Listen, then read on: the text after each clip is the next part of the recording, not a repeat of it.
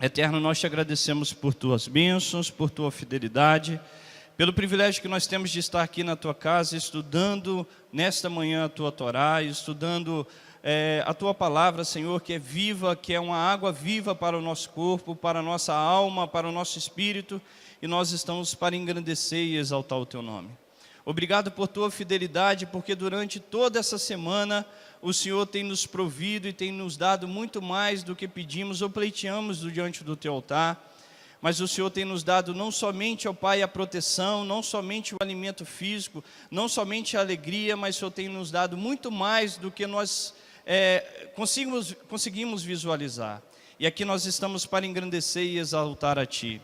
Nesse momento nós estamos com o nosso coração aberto, desejoso que o Senhor venha revelar as Tuas mensagens, a Tua palavra, aquilo que o Senhor designou para cada um de nós nessa manhã, porque somente o Senhor conhece o coração, as dificuldades e a necessidade de cada um. Por isso, seja o nome engrandecido. Nós sabemos que a Tua palavra é um alimento para a vida e a vida eterna, e nós estamos aqui para buscar, e reconhecendo que o Senhor nos deu o Shabat, para que nós venhamos trabalhar aquilo que é mais importante, que é a salvação das nossas almas.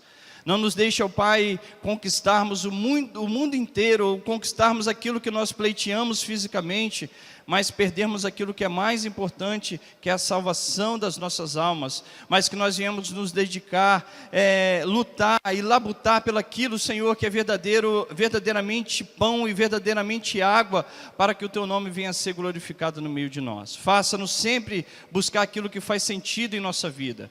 Por isso, seja os Teus filhos abençoados, seja as suas famílias, ó Pai, sempre diante do Teu altar, aqui representada, e o Teu nome venha a ser glorificado no meio de nós. Obrigado por tudo, é o que nós oramos e pedimos no nome de Yeshua, o nosso Mashiach. Amém. Irmãos, nós estamos estudando a 31ª Parashá, que é a Parashá Emor, em hebraico, né? Emor quer dizer fala. Fala aos filhos dos Kohanins, aos filhos dos sacerdotes, para que eles cumpram os meus mandamentos, as minhas mitzvots.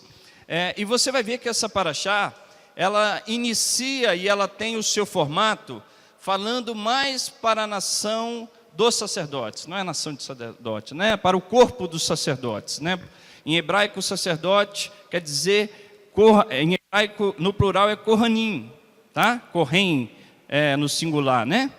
E você vai ver que essa porção da paraxá, que inicia em Levítico capítulo 21, que vai do verso 1 até o capítulo 24, verso 23, ela vai tratar dessa estrutura.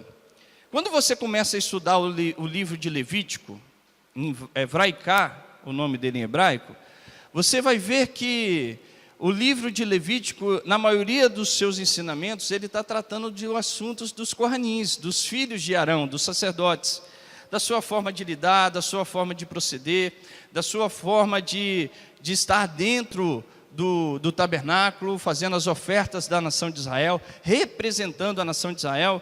O livro de Levítico ele também é conhecido como Sefer HaKohanim. Sefer quer dizer livro, livro dos sacerdotes, porque grandes ensinamentos dessas parashotes que compõem o livro de Levítico é a respeito dos sacerdotes, né? Quando nós olhamos essas paraxás, você vai chegar e vai falar assim, mas Francisco, eu não ocupo o cargo de sacerdote, eu não tenho a mesma obrigação ou a mesma necessidade de cumprimento daquilo que a Torá está falando no cumprimento para o sacerdote. Se você olhar de forma literária, isso é uma verdade. Mas se você buscar entender o contexto que está por trás das parashotes, você vai compreender que cada ensinamento, cada diretriz que o Eterno dá para o sacerdote, o seu significado e a sua profundidade também serve para o meu cotidiano. Irmãos, é muito claro, quanto à salvação, não existe privilégio. O pastor José falou aqui, não existe homem, não existe mulher, não existe judeu, não existe gentil, escravo, livre. Todos nós somos iguais perante ao Eterno, quanto ao assunto salvação, quanto ao assunto receber misericórdia, receber graça. Mas possuímos papéis diferentes estabelecidos por Hashem. Quando você olha a estrutura de uma família, você vai compreender isso melhor. Quanto à salvação de um pai, de uma mãe para um filho, não existe diferença. Todos eles são salvos pela graça, mediante a fé. Mas se você olhar o papel de um pai, ele é o mesmo papel do filho? Não, tem diferença. Tem responsabilidades maiores do que as outras. Tem responsabilidades menores do que de outro. Você vai ver que um filho, embora tenha mandamentos, embora tenha regras que os pais ditam diante da sua vida, diante da sua história, você vai ver que ele tem responsabilidade, mas enquanto ele permanece sendo criança, adolescente, a sua responsabilidade é menor do que de um pai. Um pai se preocupa com o alimento dentro da sua casa, ele se preocupa em pagar uma conta, ele se preocupa em dar uma boa saúde ao filho, uma boa alimentação para o filho, um bom plano de saúde, se ele pudesse pagar. Ou seja, são preocupações na qual o filho, o adolescente, o jovem ainda não tem, ele passará a ter.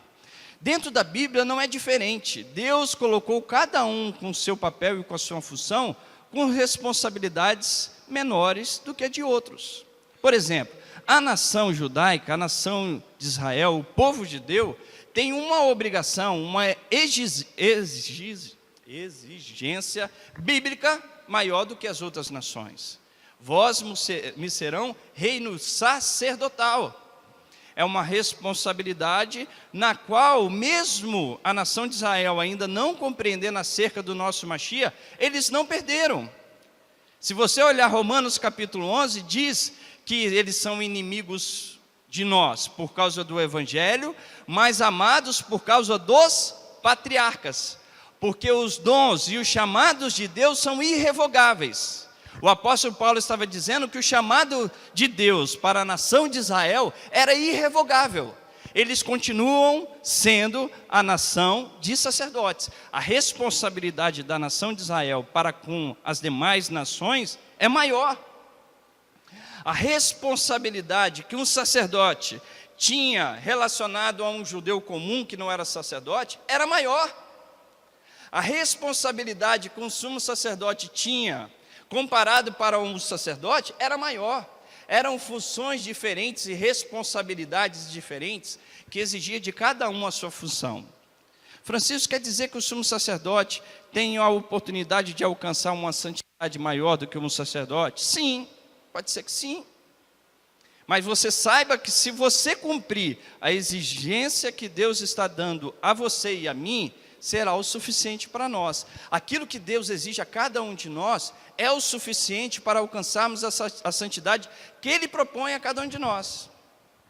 Então você vai ver que o contexto dessa parashota está falando a respeito dos sacerdotes, né?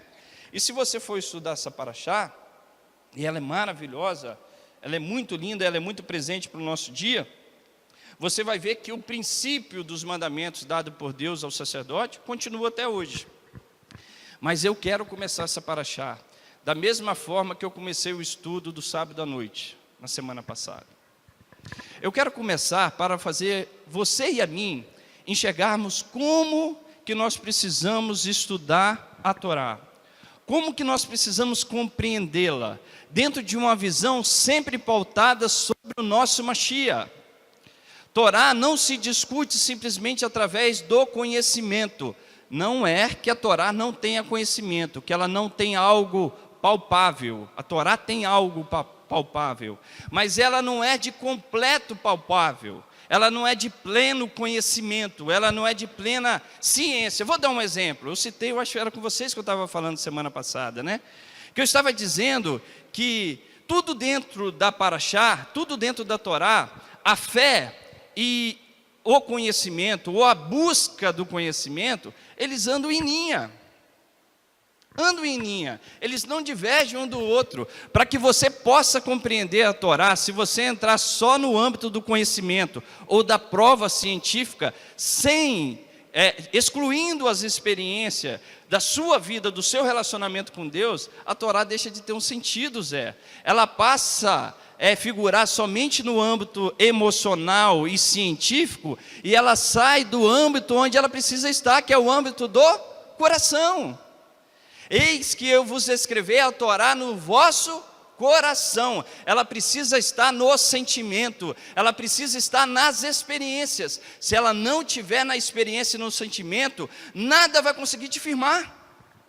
Eu imagino Moisés, indo para a nação de Israel, depois de 400 anos de cativeiro, e tendo que libertar o povo. O que firmou Moisés nesse chamado? O que firmou Moisés diante das reclamações da nação de Israel?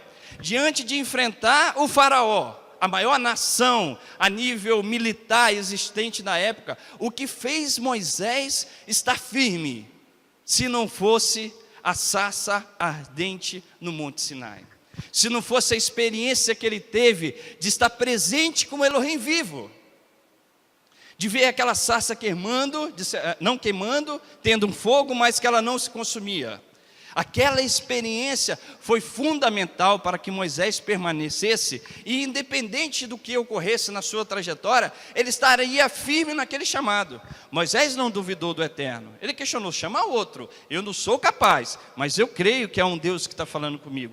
As experiências são fundamentais para que eu e você possamos entender a Paraxá, entender a Torá. Vou te fazer uma pergunta. Existe lógica, existe prova científica de que o homem saiu do pó da terra? Isso requer o quê? Fé. Que as mulheres saíram de uma parte do nosso corpo, dos homens, isso requer fé. Que uma mulher foi capaz de dar à luz aos 90 anos, isso requer fé. Que o machado flutuou, que o profeta foi e ressuscitou uma pessoa, isso requer fé. Que o mar se abriu, isso requer fé. Irmãos, eu não posso entrar só no âmbito científico, e Yeshua tem que entrar no âmbito experimental de cada um de nós. O desejo que nós temos para os nossos filhos é que eles vejam o exemplo que nós podemos dar a eles, mas que eles tenham as experiências com o nosso Mashiach. Assim eu quero começar essa paraxá. Se você for em João capítulo 6, vai lá comigo. Depois nós vamos entrar aqui.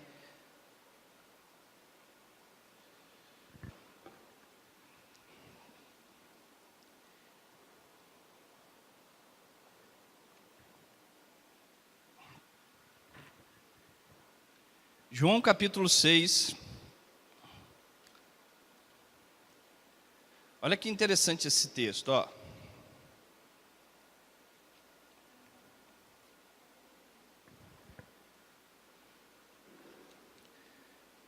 No verso 60, aqui estava Yeshua falando sobre o pão da vida.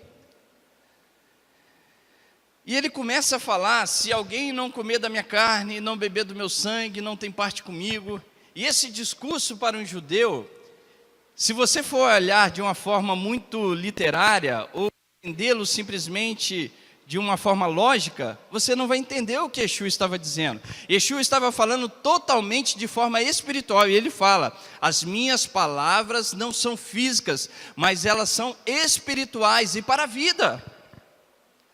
Olha só, aí ele começa a falar sobre isso: quem não comer da minha carne e não beber do meu sangue, não tem parte comigo. Muitos que estavam ouvindo, que eram os seus discípulos, o abandonaram. Olha o verso 60. Muitos de seus discípulos, ouvindo isso, disseram: duro é esse discurso, quem o pode ouvir? Yeshua estava dizendo coisas, Ivan, que através do conhecimento, através da ciência, era totalmente incompreensível. Mas se você se pautasse pela experiência, você compreenderia o seu discurso. E ele continua falando, ó. Compreendendo que seus discípulos se queixavam a respeito do que ouviram, Yeshua lhes disse: isso vos escandaliza? Que aconteceria então se visses o Filho do Homem subir para onde primeiro estava? O Espírito é que vivifica, a carne para nada serve. As palavras que eu vos disse são Espírito e vida. Quando ele estava falando de comer a minha carne e beber do meu sangue, ele entendeu o que eles estavam entendendo, isso através do senso comum, através da lógica. Mas ele fala, minhas palavras são de espírito e vida, a carne nada serve. O conhecimento ele tem a sua importância, mas você não pode pautar sempre por ele. É lógico que eu não posso ter uma fé sem ter um embasamento, eu preciso ter um embasamento para a minha fé, mas ela não pode ser de toda forma pautada pelo embasamento. Quando Moisés estava adentrando ao mar, os judeus ensinam que eles entraram sem o mar estar aberto, depois o Eterno foi abrindo, diz ao povo que marchem. Precisava exercer a fé, precisava fugir da racionalidade. E aqui é o verso 64, alguns de vós, porém, não creem. Pois Yeshua sabia desde o princípio quais eram os que não criam, quem os trairia. Prosseguiu, é por isso que eu vos disse, que ninguém pode vir a mim se pelo Pai não me for concedido. A partir de então, muitos dos discípulos voltaram atrás e já não andavam com ele. Então perguntou Yeshua aos 12, não quereis vós também retirar-vos? Não quereis vós também retirar-vos? Verso 68, respondeu-lhe Simão, Pedro, Senhor, para quem iremos nós? Tu tens a palavra de vida eterna. Você sabe o que Pedro estava se pautando? Ele estava se pautando na experiência de ver Yeshua andar pelo mar. Ele estava se pautando, vendo Yeshua tendo a experiência de tirar uma moeda de dentro de um peixe. Ele estava se pautando na multiplicação dos pães. Ele estava se pautando nas experiências que ele teve com Mashiach. É isso que precisa nos firmar. É isso que nos fortalece na nossa fé. É isso que nos faz entender que a Torá é viva e presente para nós. Mas se tivermos o olhar do nosso Mashiach, se tivermos a lógica da ciência, que ela comprova muitas coisas, mas se eu tiver também o embasamento de uma fé, nada pode tirar a sua experiência, nada nem ninguém. A experiência que você teve com Yeshua é o suficiente para permanecer. É lógico, é evidente que dentro do cristianismo existe um distanciamento muito longe, muito distante da sua origem, da sua verdade. Mas isso não impede de você viver a busca da sua fé, da sua experiência, de restaurar as origens bíblicas e judaicas da sua fé, mas sem tirar os olhos do teu Mashiach, do meu Mashiach. Irmãos, eu nunca esqueço o testemunho daquele senhorzinho de quase 100 anos na congregação Ro Israel, lá em Jerusalém, quando um senhorzinho que estava no campo de concentração, e aquele senhorzinho era um judeu, vivendo dentro das tradições judaicas, ele perguntando a Hashem por que aquilo acontecia para o seu povo, por que esse sofrimento, ele foi obrigado a andar dentro da neve, lá no campo de concentração, e ele encontrou um judeu morto. E ele foi procurar comida dentro do paletó que os judeus guardavam, tentavam esconder um pouco de alimento para poder prover suas necessidades um pouco mais distante.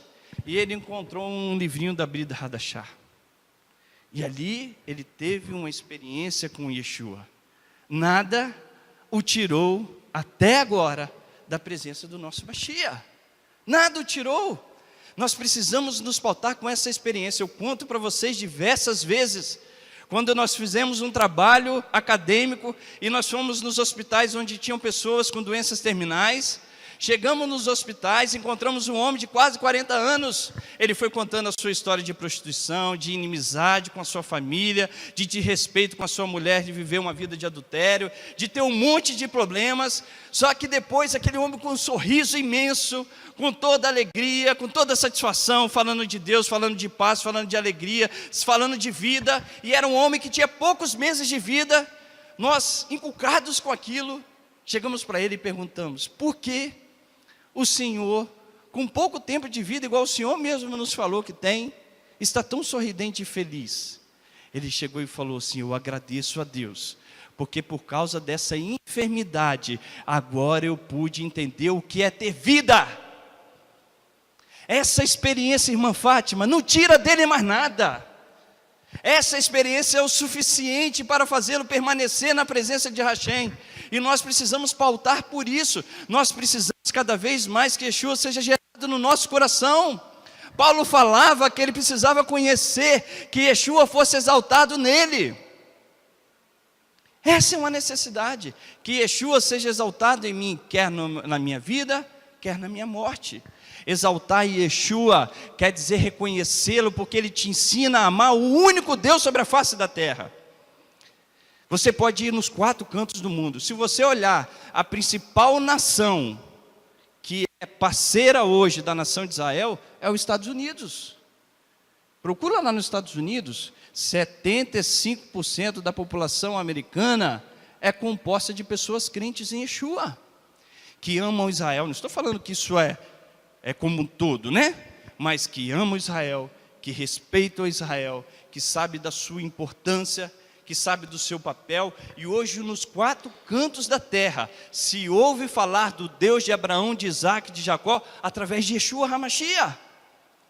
Ah, Francisco, mas fora da sua origem. Sim, o nosso papel é resgatar a origem, mas nos 4 cantos da terra se ouve falar do Deus de Abraão por causa de Yeshua. Me desculpa o judaísmo, a quem eu respeito e amo, mas não é por causa do judaísmo.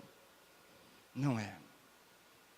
Amo demais, tá, irmãos? Você pode estudar qualquer coisa judaica, essa congregação não tem receio disso.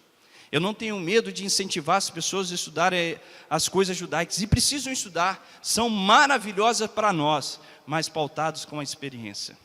Se você fugir disso, você perde o verdadeiro sentido que está estabelecido na minha e na sua vida. Eu falei que nós precisamos, vai lá em Lucas capítulo 1. Agora passa demais. Ó, já são 11h30. Eu vou terminar meio-dia, tá? Lucas capítulo 1.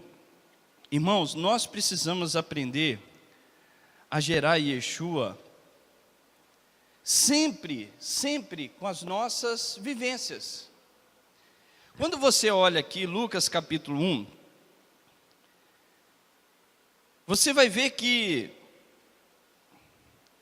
Maria, ao receber o chamado, a profecia do anjo sobre a vida dela, ela não compreendeu tudo o que estava ocorrendo de imediato.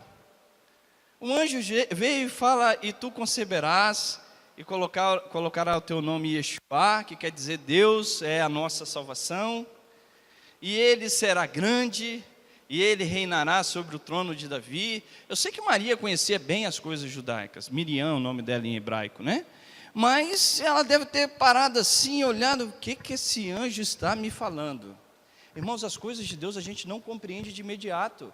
E ela foi olhando, quer ver? Olha aqui, ó, Lucas capítulo 1, do verso 26. Olha que interessante. No 6º mês, foi o anjo Gabriel enviado por Deus a uma cidade da Galiléia chamada Nazaré, a uma virgem prometida em casamento a um homem cujo nome era Iosef, descendente de Davi. O nome da virgem era Miriam. Aproximando-se dela o anjo, disse: salve, agraciada, o Senhor é contigo, bendita és tu entre as mulheres. Ela, porém, se perturbou muito com essas palavras e pensava que saudação seria essa. Disse-lhe então o anjo: Miriam, não temas, achaste graça diante de Deus. Engravidarás e darás luz a um filho, e lhe porás o nome Yeshua, Jesus, né? Ele será grande e será chamado Filho do Altíssimo. O Senhor Deus lhe dará o trono de Davi, seu pai. Ele reinará eternamente sobre o povo de Jacó, e o seu reinado não terá fim. Disse Maria ao anjo: como se fará isso, visto que não tenho relação com homem algum? Respondeu-lhe o anjo: descerá sobre ti o Espírito Santo, e o poder do Altíssimo se cobrirá com a sua sombra. Por isso, aquele santo que de ti nascerá será chamado filho de Elohim. Até Isabel, sua prima, engravidou em sua velhice, sendo este o 6º mês para aquela que era considerável estéril, pois para Deus nada é impossível. Disse então Maria: eu sou a serva do Senhor, cumpre-se em mim conforme a tua palavra. E o anjo o deixou. Eu imagino Maria tendo essa experiência, né? você terá um filho, ele será grande, ele reinará sobre o trono de Davi, o seu reino será a terra. E ela tentando entender, falei, mas como? Roma está dominando aqui a nação de Israel, vai vir um filho nascido de mim, de forma sobrenatural, de forma assim como o homem foi gerado da terra, assim como a mulher foi gerada do homem, assim como o mar vermelho se abriu, de forma que só a fé explica, é só nesse sentido. Como? Ela não entendeu, isso é normal do ser humano. E aí ela foi vivendo, tá, faça o Senhor conforme a tua vontade com a tua serva. Ela foi vivenciando. Se você continuar lendo só este livro aqui, o início, no capítulo 2, olha o verso 8. Capítulo 2 de Lucas, verso 8. Havia naquela mesma região pastores que viviam nos campos e guardavam o seu rebanho durante a noite. Apareceu-lhe um anjo do Senhor e a glória do Senhor o cercou de resplendor e ficaram atemorizados. E o anjo lhe disse, não temais, eu vos trago notícia de grande alegria, que o será para todo o povo.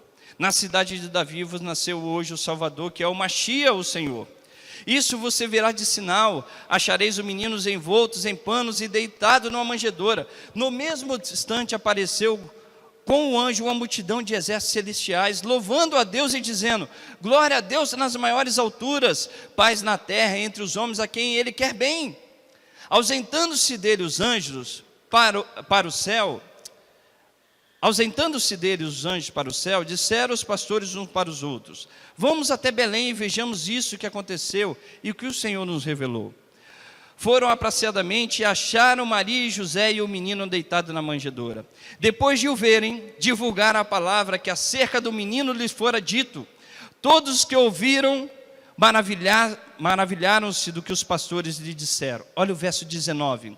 Maria, porém, guardava todas essas coisas, refletindo sobre elas no coração, não no intelecto, mas no coração. A experiência foi gerando o Messias na vida de Maria. A gente tem receio de falar de Maria, mas era uma serva. É lógico que dentro do paganismo romano está totalmente desvirtuado, mas era uma serva, e uma bela de uma serva, uma mulher virtuosa, que poucos podem encontrar. Mas essa mulher foi gerando uma cheia dentro do seu coração.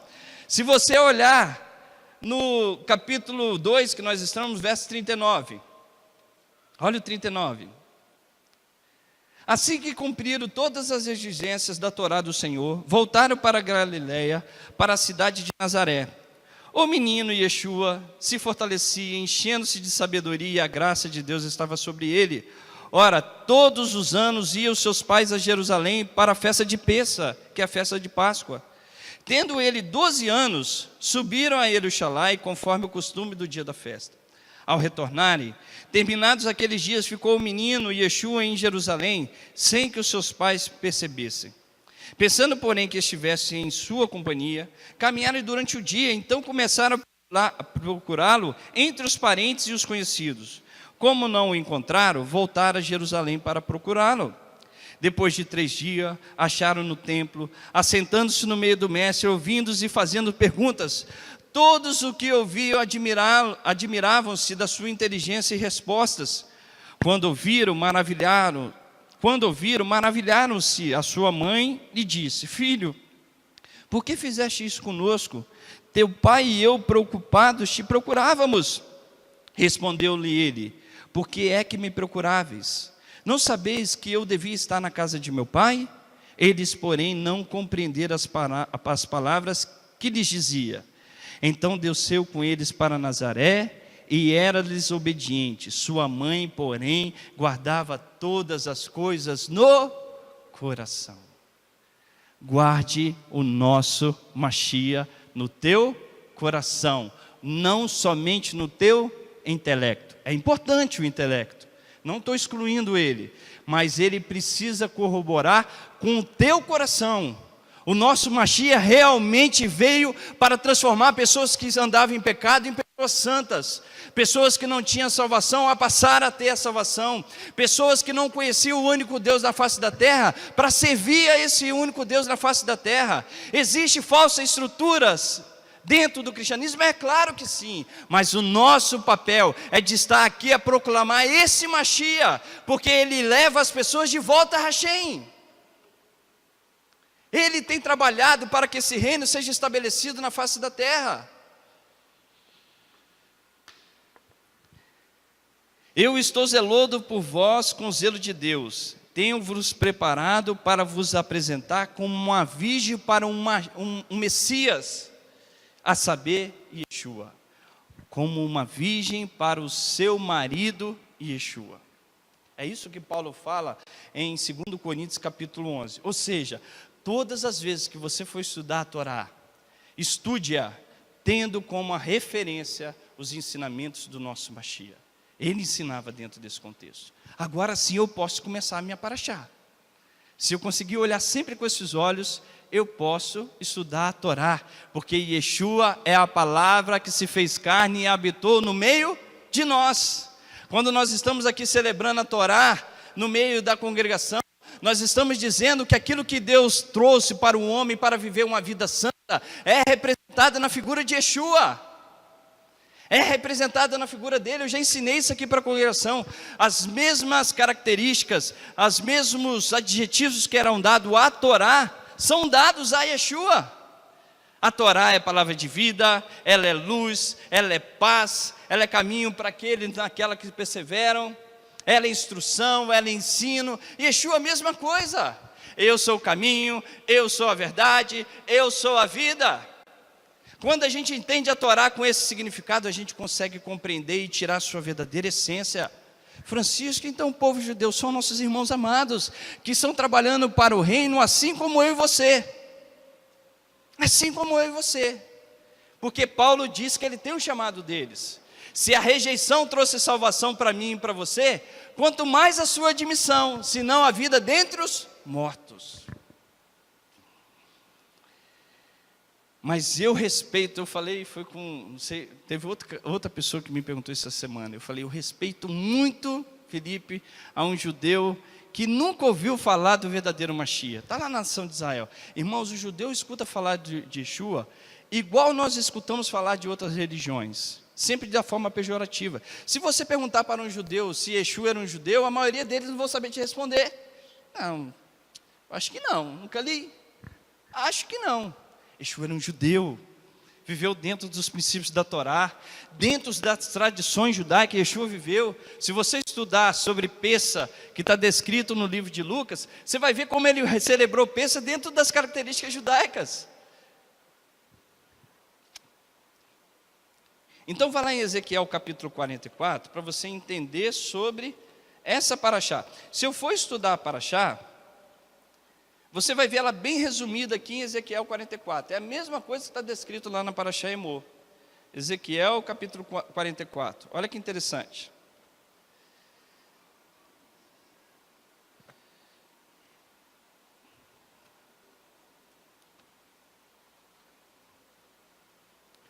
O ar-condicionado está no mínimo? Está no máximo? Vocês estão sentindo frio? Tá, então tá, deixa na temperatura de você. É porque eu estou com talit katan embaixo da minha blusa azul, eu estou com a blusa azul, eu estou com o meu terno, eu estou com o talit gadol, estou com 4 roupas. Ô, pastor Zé. Vamos lá, Ezequiel capítulo 44, verso 15 diz assim, ó. Presta atenção no que eu vou ler, tá? É importante para que vocês entendam a paraxá. Ezequiel 44, verso 15. Contudo, os sacerdotes levitas, os filhos de Zadok, que guardaram a ordenança do meu santuário, quando os filhos de Israel se extraviaram de mim, se chegarão a mim para me servirem, e estarão diante de mim para me oferecer a gordura e o sangue, diz o Eterno dos Exércitos. O verso 16 em diante, ele vai fazer um resumo da nossa paraxá. Eles entrarão no meu santuário e se chegarão à minha mesa para me servirem e guardarão as minhas ordenanças. Quando entrarem pela porta do átrio interior, estarão vestidos de linho. Não se porá lã sobre eles, quando servirem nas portas do átrio interior dentro do templo. Coifas de linho estarão sobre as suas cabeças, e calções de linho sobre as suas coxas. Não se cingirão de coisa algumas que os faça transpirar. Saindo eles ao povo, no átrio exterior, despirão as suas vestes com que ministraram, e os porão nas santas salas, e o vestirão outras vestes, para que com as suas vestes não santifique o povo. A sua cabeça não raparão, nem deixarão crescer o seu cabelo, antes, como convém, apararão as suas cabeças. Nenhum sacerdote beberá vinho quando entrar no átrio interior. Não se casarão nem com viúva, nem com repudiada. Irmãos, é importante você olhar o verso 21, que eu já vi pessoas ensinando que o sacerdote não podia beber vinho. Isso não é verdade, tá? Ele não poderia beber enquanto ele estivesse em serviço. Verso 22, não se casarão nem com viúva, nem com repudiada, mas tomarão virgem da linhagem da ascendência de Israel, ou com viúva de sacerdote. A meu povo ensinarão a distinguir entre o santo e o profano, e o farão discernir entre o impuro e o puro. Quando houver disputa, eles assistirão a ela para julgarem. Pelos meus juízos a julgarão. As minhas leis e os meus estatutos em todas as minhas festas fixa guardarão, e os meus shabates santificarão. Não se aproximarão de nenhuma pessoa morta, pois se contaminariam somente por pai, ou por mãe, ou por filho, ou por filha, ou por irmão, ou por irmã, que não tiver marido, se poderão contaminar. Depois de ele ser purificado, esperará 7 dias. No dia que ele entrar no lugar santo, no ato interior, para ministrar no santo lugar, oferecerá a sua oferta pelo pecado, diz o eterno Deus. Esse é o resumo da paraxá. Se você ler a paraxá, você vai ver que todas as diretrizes aqui citadas por Ezequiel 44, está citada na nossa paraxá Emor. Irmãos, por que eu quero te mostrar isso? Aqui está falando que um sacerdote, ele não poderia ter contado com o morto, com exceção se fosse pai, mãe, filho, filha, irmã ou irmão. Se alguém, sacerdote, presta atenção em mim, o sacerdote, ele não poderia estar num velório, a não ser se falecesse o seu pai, falecesse a sua mãe, o seu irmão, a sua irmã, o seu filho e a sua filha. Essa é a única exceção que ele poderia estar dentro de um velório. O sumo sacerdote, que era aquele que entrava na festa de Yom Kippur uma vez no ano, este nem pelo pai e pela mãe ele poderia estar, por nenhum desses. A santidade e as obrigações que ele tinha era tão forte, tão presente, que nem essas exceções era dada ao sumo sacerdote, ele não poderia estar. Francisco, mas eu olhando isso parece ser uma forma tão injusta. Olha o que eu te falei, se você analisar a Torá simplesmente de forma literária, nada do que nós estamos estudando aqui de Emor vai fazer sentido para você.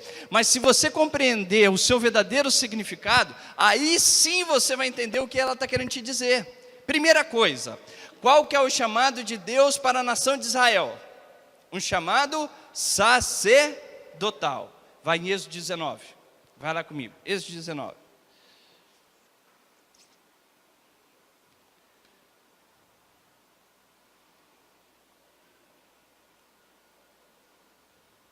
Diz assim, Êxodo 19, verso 5.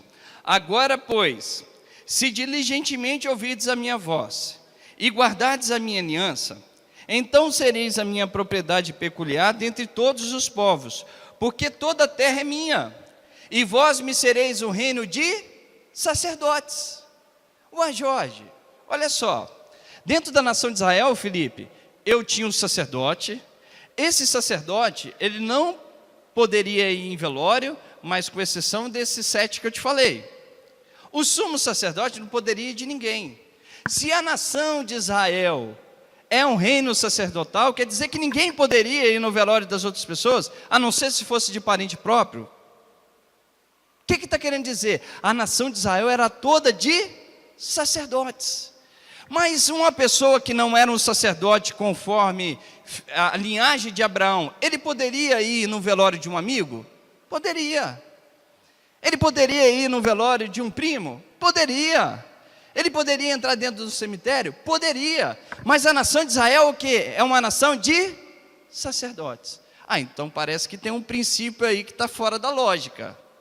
Irmãos, literalmente parece que tem algo fora da lógica. Mas se você pegar o significado, não está fora da lógica. A nação de Israel é um reino de sacerdotes. Eu e você fomos enxertados em qual oliveira? Nessa oliveira. Então quer dizer que nós somos uma nação também de sacerdotes. Vá lá em 1 Pedro capítulo 2. 1 Pedro,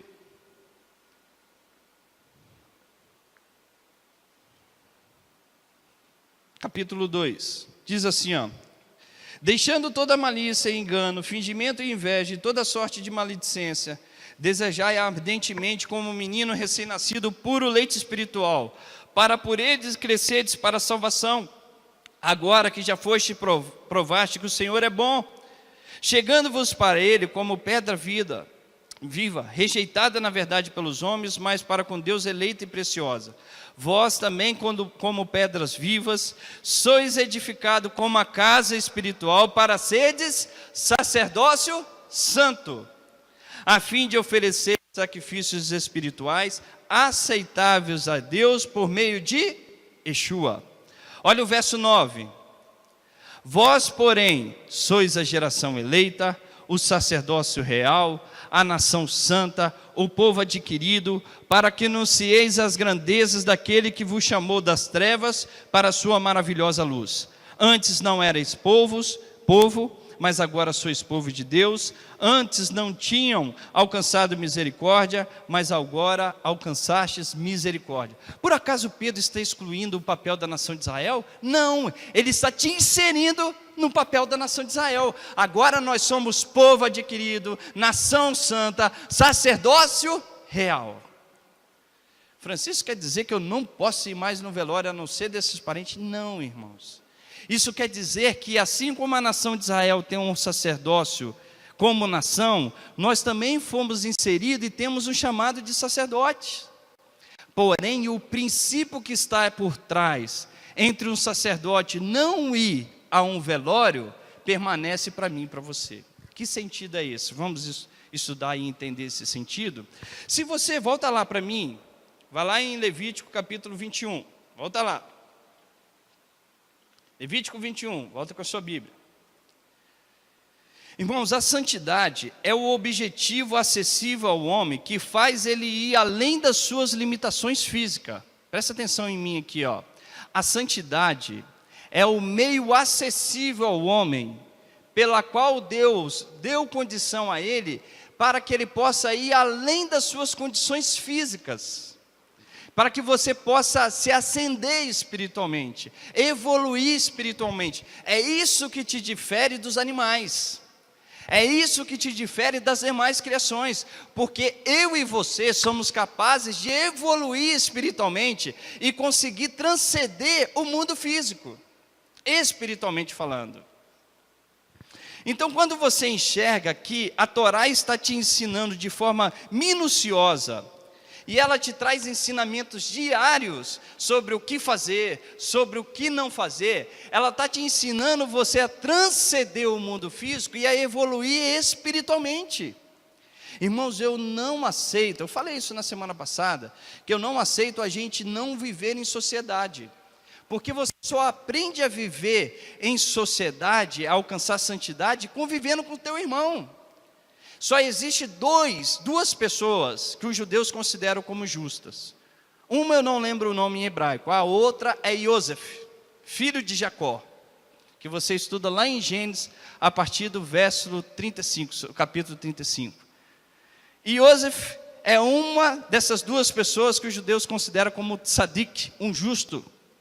Por que Yosef é considerado como um tzadik e não Abraham, e não Isaac, e não Moshe Rabbeinu, e não os grandes profetas, mas Yosef? Porque Yosef permaneceu firme aos seus princípios da palavra de Deus em meio à idolatria do Egito. Ele não se excluiu, Ele conviveu com essa idolatria, não conviveu no seu coração, mas ele conviveu nas suas relações, mas ele manteve firme nos seus princípios. Por isso que ele é considerado um tzadik, porque ele viveu no meio de uma sociedade corrupta e não se corrompeu. É fácil ser santo dentro de pessoas santas. É fácil ser santo distanciando das pessoas, mas eu quero ver nós sermos santos convivendo com o semelhante, aprendendo a amá-lo, aprendendo a exercer misericórdia. É assim que se aprende a santidade. Por isso que Iosef foi considerado um justo, porque ele foi primeiro-ministro do Egito, era como se ele fosse hoje primeiro-ministro dos Estados Unidos, vivendo com todas as suas práticas erradas, toda a política, estrutura política que tem hoje, existia no passado da mesma forma, e ele permaneceu firme aos princípios do seu pai. Isso é ser justo, isso é alcançar a santidade, e você só alcança isso vivenciando os mandamentos.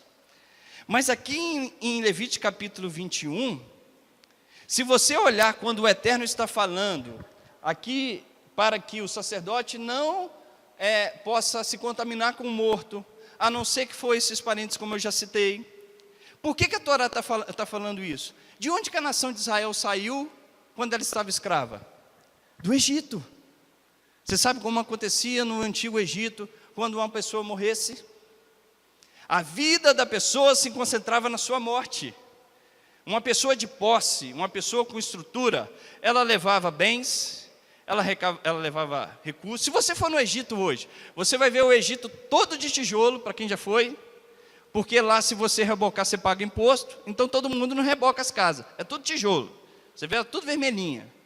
Mas você vai ver os cemitérios, casas enormes, estrutura enorme, que é uma tradição vinda, não que eles cumpram hoje essa estrutura, mas era uma tradição vinda do antigo Egito, onde as pessoas construíam suas tumbas, né? Eu acho que é assim que posso dizer, e ela tinha toda a estrutura. Se você for no Museu do Egito, você vai ver como que era uma tumba, caixão de ouro, toda a estrutura, todo aquilo que ele precisava para sobreviver, dependendo da estrutura e do cargo da pessoa, era matado até um escravo, para que quando ele vivesse no outro mundo, esse escravo já pudesse servi-lo.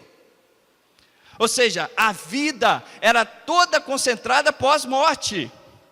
E ainda chamava os rituais dos sacerdotes, ou das sacerdotisas, que elas faziam todo um ritual em preparação àquele morto, para que ele pudesse estar no mundo eterno, né? Assim, vivendo dentro da... O que o Eterno fala?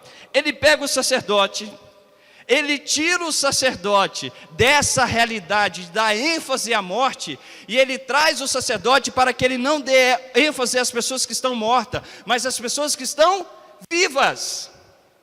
Este é o princípio de um sacerdote não estar no velório, porque o seu papel é de transmitir a vida para o ser humano, de transmitir a paz, de transmitir a evolução, de transmitir a alegria e a esperança. Esse é o meu e o seu papel. Francisco, eu posso ir no velório? É lógico que você pode e deve, é uma das grandes mitzvahs dentro do judaísmo. Você deve ir, mas o seu papel é de trazer vida. Esse é um dos princípios do sacerdote, não ir a um velório, porque Deus queria enfatizar que ele desse vida. Você lembra de Yeshua? Quando aquele jovem chega e fala: Senhor, deixa que eu te siga, mas espera aí mais ou menos um dia onde o Senhor está, que eu vou ali enterrar meu pai e minha mãe. O que Yeshua falou? Deixe os mortos enterrarem os seus mortos. O Filho do Homem não tem onde encostar a sua cabeça, porque ele está trabalhando para gerar vida. Ou seja, pastor Rochildo, o sentido, forma literária, é evidente que eu e você podemos estar no velório, mesmo que não seja só dos nossos pais, mas na forma espiritual, transmitida pela Torá, o princípio de transmitir vida, de transmitir alegria, de transmitir paz, está sobre mim e sobre você. Por isso que nós somos a nação de sacerdotes, por isso nós somos a nação eleita, porque nós temos essa mensagem.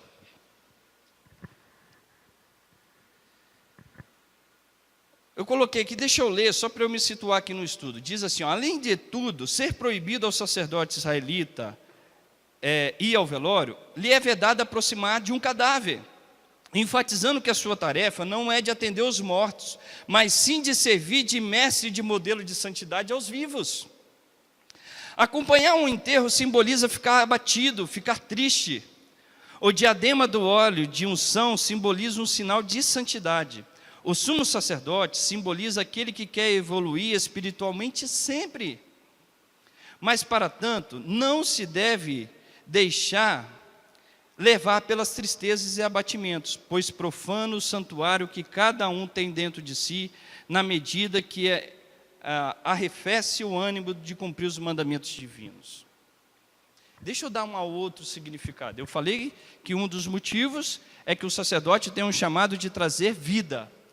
O segundo motivo é que o sacerdote, ele não, como líder da nação de Israel, ele não tem espaço para que haja tristeza em teu coração. A não ser se a tristeza for para trazer a consciência da nação que ela está pecando, ou os seus liderados, que ela está no caminho errado.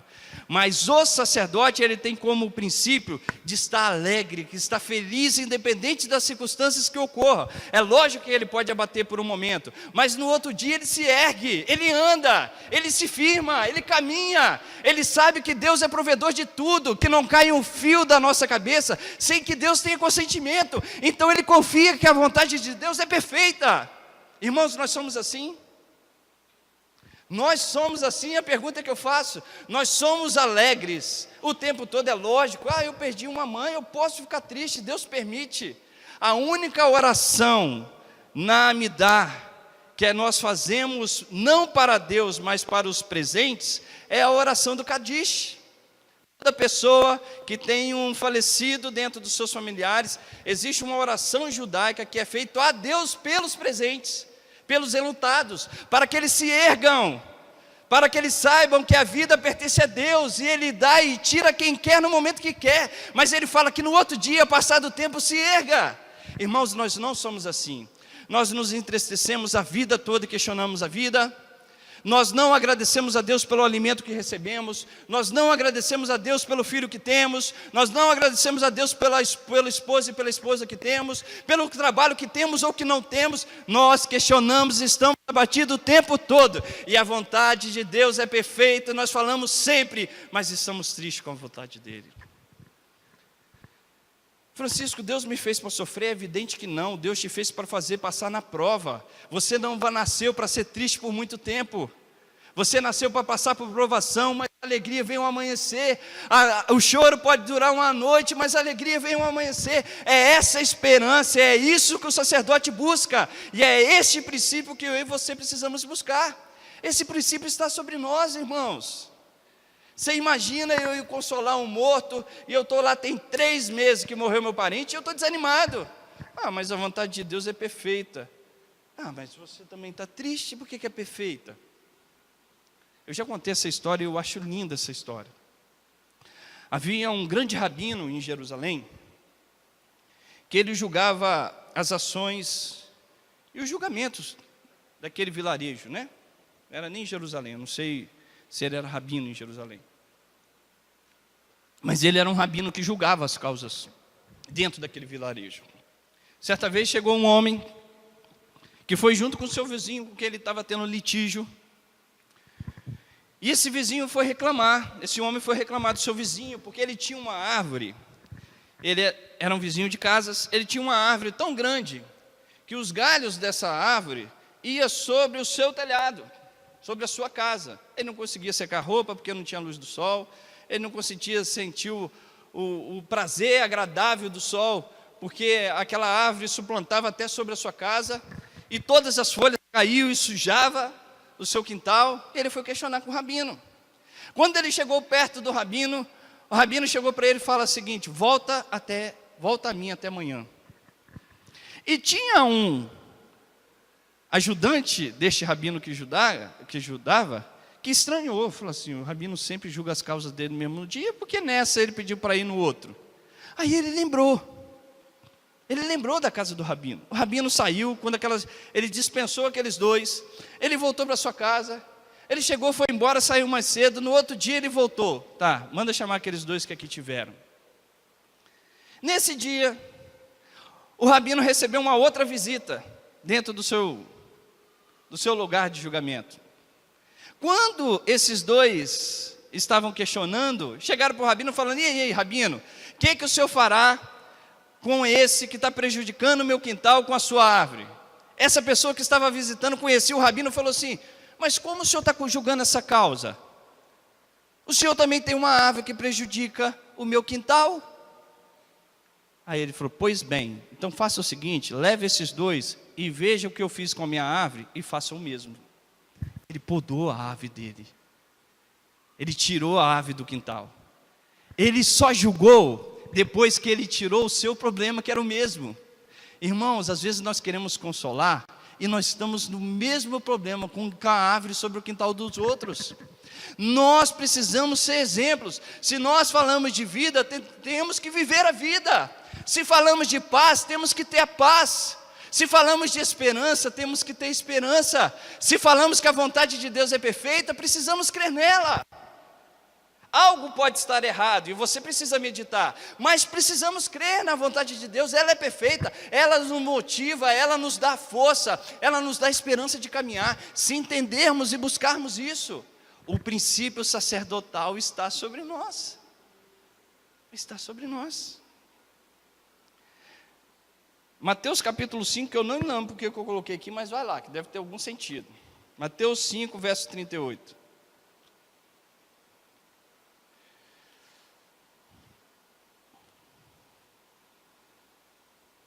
Mateus 5, verso 38 e 42.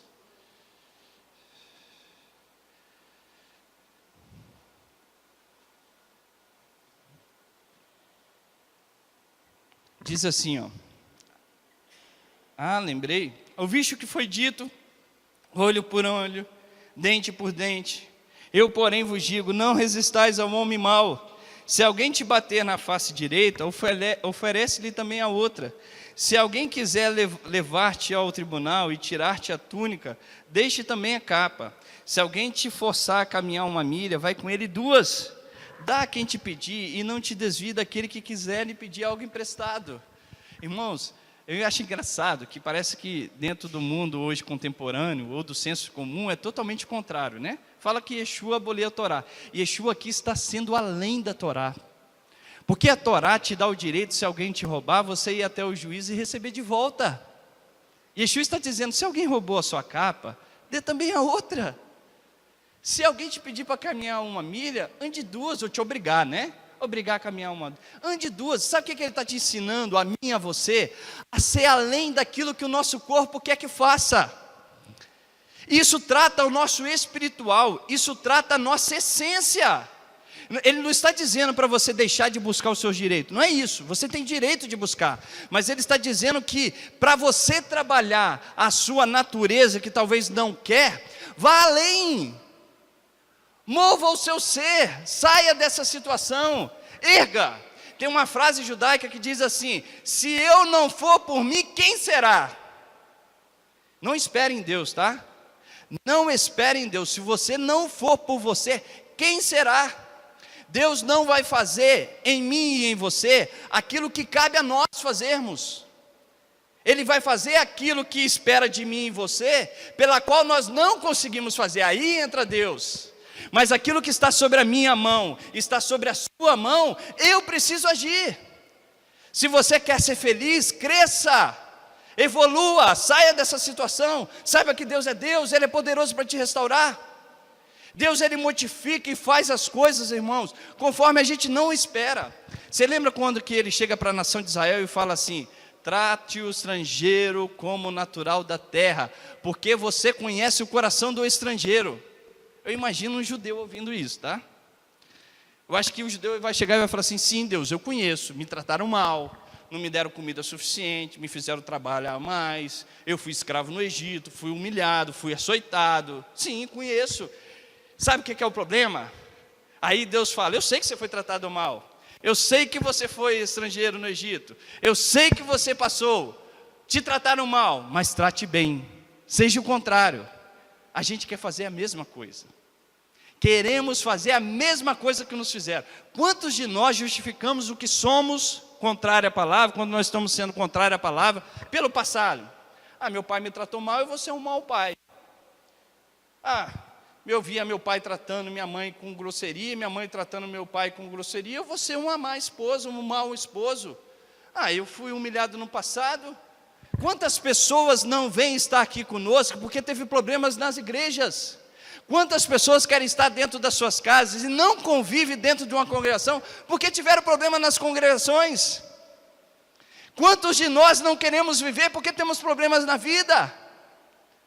Ao invés de tomarmos uma atitude diferente, como Deus ensina, eu sei que você foi estrangeiro no Egito, eu sei que vocês foram humilhados, que trataram vocês de forma errada, porém tratem bem.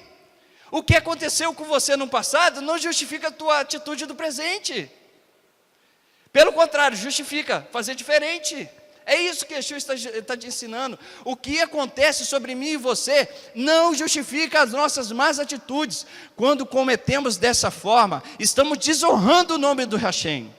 Quando procedemos com as situações contrárias à palavra de Deus, estamos honrando o nome dele, Kiddush Hashem, santificando o seu nome. É assim que glorifica o nome dele. Ele fala: por causa de mim e de você, o meu nome é blasfemado no meio de vós. Mas quando você é fiel diante dos problemas e situações da vida, verdadeiramente você faz o Kiddush Hashem, você santifica o nome do Eterno. Kiddush Hashem. Vocês lembram de Jó? Eu acho lindo o exemplo de Jó. O pastor Zé até falou dele aqui na oração. Todos os problemas, eu tinha até marcado de ler, mas eu já passei um pouquinho do tempo, não dá para eu ler. Mas Jó era um homem justo, pela qual eu gostaria que tivesse um de nós, ou que fosse eu, que fosse o pastor José, que fosse a Mirella, que fosse Eduardo, justo como Jó. Eu acho que ainda a gente está um pouquinho distante, mas dá para chegarmos lá. Jó não é um super-herói, não, dá para chegarmos lá. Um homem justo, reto, chega a Satã, chega o Satanás diante de Hashem e fala assim: está vendo o teu servo Jó? Ele não blasfema contra o Senhor, ele só faz o Kiddush Hashem, ele só santifica o teu nome, porque o Senhor o abençoa. O Senhor enche ele de riquezas, 7.000 ovelhas, não sei quantos mil gado, e aí foi contando a história. Tudo que pertence a ele eu te dou, vou para a sua vida. E vai, e tira os gados, e tira os filhos, e tira a casa, e tira tudo. Aí chega e fala assim: nu saí do ventre da minha mãe, e nu retornarei para lá. Tudo que eu tenho pertence a Deus, Ele mesmo me deu, e Ele mesmo tomou. Kiddush Hashem. E o nome do Eterno foi glorificado. Ele estava preso na sua experiência, conhecendo o seu Deus. Chega a sua mulher e fala assim: você continua íntegro? Pegue com os seus lábios e amaldiçoe o seu Deus. Como falam umas loucas, mulher fala: tu, recebemos o bem de Deus com prazer, mas o mal não queremos aceitar. Que servo é você, mulher? Que servos somos nós? Que nós não queremos receber o mal, só o bem. É igual aqueles filhinhos mimados: se der, tudo bem, se não der, eu choro. Irmãos, nós somos assim na realidade. Irmão, não estou brigando não, tá? Eu já falei que isso é uma forma de ensinar. Eu também sou assim, a gente tem os nossos problemas. Mas eu estou querendo te dizer: não aceite. Talvez o único erro de Jó, quem é o Francisco para falar isso? Mas talvez foi de ficar muito tempo abatido. Mas quando ele teve a experiência com Deus, no fim da sua prova, ele fala: antes eu falava daquilo que eu não entendia, mas agora os meus olhos te veem. Passe pela provação, passe pela dificuldade, com alegria, confiando em Hashem, que antes você só ouvia falar, agora o teu coração e os teus olhos veem, porque a experiência é o suficiente. Irmãos, eu vou encerrar para eu não prolongar, tá? Porque eu tinha mais coisa a falar. Mas você, lá em Malaquias capítulo 2, verso 5, diz assim, ó: a minha aliança com o sacerdote é de vida e de paz, vida e paz. E lhes dei para que temesse, então temeu-me, assombrou-se por causa do meu nome. Versículo 7. Porque os lábios do sacerdote devem guardar o conhecimento, e da sua boca devem os homens buscar a Torá, porque ele é o mensageiro do Senhor dos exércitos. Se tivesse um espelho aqui, todo mundo ia falar: olha para você mesmo. Deus fez uma aliança com você e comigo de vida e paz. E eu e você somos mensageiros do Senhor. Irmãos, pegue esse chamado com alegria. Não desanime pelas dificuldades. Não desanime por causa dos problemas, sejam eles financeiros, sejam eles emocionais, sejam eles de saúde, sejam eles de problema de relacionamento com o seu irmão, com o seu semelhante. Se você tem um problema com o seu irmão, com o seu semelhante, restaure esse relacionamento, ainda é tempo. Faça como os judeus fizeram, como Deus ordenou à nação de Israel: trate bem aqueles que te tratam mal. Orai por aqueles que vos perseguem, aqueles que são seus inimigos, orem por eles, restaure o relacionamento com eles, mostre amor. E é assim que se restaura, é assim que restaura a você mesmo. Se você exerce perdão, não é a pessoa que somente está ganhando, mas você, principalmente. Então cumpra isso. Vamos ficar de pé? Eu não vou conseguir, mas era maravilhoso se eu tivesse continuado. Deixa para outro momento, para outra porção. Nós vamos falar da relação do sacerdote com as festividades bíblicas. Irmãos, se você olhar o capítulo 23 de Levítico, você vai ver quão profética ela é. Quando nós estudamos o dia 7º, o Shabat é muito profético. Não abra mão do Shabat. Mesmo que você esteja passando problema financeiro, guarde o Shabat. O Shabat vai ser um grande combustível para te ajudar a sair dessa situação, porque você para zelar para aquilo que é mais importante, que é a salvação da sua alma. Mas o Shabat fala do dia 7º. Você sabe quantas vezes a palavra 7 aparece só no capítulo 23? Mais de 20 vezes. 7º dia, 7º ano, 7 vezes ao dia comerão pães asmos, 7 vezes ao dia celebrarão Sukkot, 7 vezes na semana você celebrará Pêssah, 7 vezes ao dia. Depois, sabe quantas festividades está dentro de Levítico capítulo 23? 7. É muito profético. Yeshua, quando diz que você deve se perdoar o seu próximo, ele fala 70 vezes 7, isso fala de infinito. O que eu quero mostrar é que o elo entre a vida de santidade do sacerdote e as festividades bíblicas passa pela obediência à palavra do Eterno. Sobre as festividades, sobre a guarda do Shabat, é você zelar pelaquilo que é mais importante. O desejo que o Eterno tem sobre nós é que nós sempre venhamos aceitar a sua vontade e que Ele governe sobre nós. E que sejamos palavras de vida, palavra de paz, porque nós somos mensageiros do Senhor. Entregue o seu caminho ao Senhor e o mais Ele tudo fará. Que seja entregue as nossas vidas a Ele. Eu lembro que tem um capítulo de Êxodo, capítulo 32, quando Moisés estava conhecendo o nosso Deus, o Deus de Israel. Ele conhecia o Deus que dava as suas mitzvot, seus mitzvot, né, os seus mandamentos. Mas depois ele conhece o Deus da graça, o Deus da misericórdia. Na gematria judaica, a palavra amor, aravá, ela tem o seu valor numérico 13. Quando você pega o nome de Hashem, o nome de Hashem tem as letras Yud, Rei, Vav, Rei. Yud, Rei, Vav, Rei. Se você somar essas letras, vai dar o número 26. 13 é o número do amor. 13 mais 13 dá 26. Quer dizer que o que você conhece de amor, Deus é o dobro. Não, o dobro não é o sentido de limitar Ele, é o sentido de dizer que Ele é muito mais do que você conhece, do que amor. Então Deus é amor. Deus, Ele me ama e te ama. Guarde isso no teu coração, isso é o suficiente. Guarde o nosso Mashiach no teu coração. Não perca essa experiência, porque ela te firma nesse Mashiach. E seja firme e obediente à palavra do Senhor, porque verdadeiramente Deus abençoa aquele a quem ama. Amém? Vamos orar? Eterno, nós te louvamos pelas tuas bênçãos, nós te agradecemos por esse Shabat, nós agradecemos pela tua Torá, por nosso Mashiach Yeshua, que trouxe a consciência do Deus amoroso pela qual nós servimos, e nós estamos aqui como os teus servos, ó Pai. Aceita-nos como os teus servos, como diz o teu servo Moisés, mesmo sabendo que nós somos imperfeitos e falhos, como diz o teu servo Moisés, mesmo reconhecendo que esse povo é de dura cerviz, Senhor, mesmo que nós tenhamos a dureza do nosso coração, toma-nos por tua herança e faça em nós aquilo que lhe apraz. Ensina-nos a ter um coração sábio, a contar os nossos dias de tal maneira que alcancemos um coração sábio. Não nos deixa desistir da caminhada, não nos deixa olhar para trás, não nos deixa desanimar, Senhor, diante da circunstância desse mundo, mas faça-nos fazer o Kiddush Hashem, santificar o teu nome, independente das coisas que nos ocorram. Que nós possamos louvar o teu nome, seja na alegria, seja nas dificuldades, seja na fartura, seja na escassez, que seja bendito o teu nome de eternidade a eternidade. Nós aprendemos a louvar e a cantar um louvor que diz que o Senhor continua sendo Deus em todas as situações. Se o Senhor fizer, o Senhor é Deus. Se o Senhor não fizer, o Senhor é Deus. Glorificado e exaltado seja o teu nome para todos sempre sobre as nossas vidas.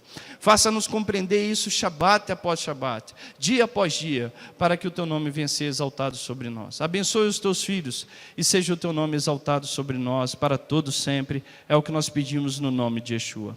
Fecha os teus olhos, curva a tua cabeça. Evareha Adonai veshmereha, e Adonai panaveleha vionica. E sa Adonai panaveleha viasemeleha shalom. Que o Eterno te abençoe e te guarde.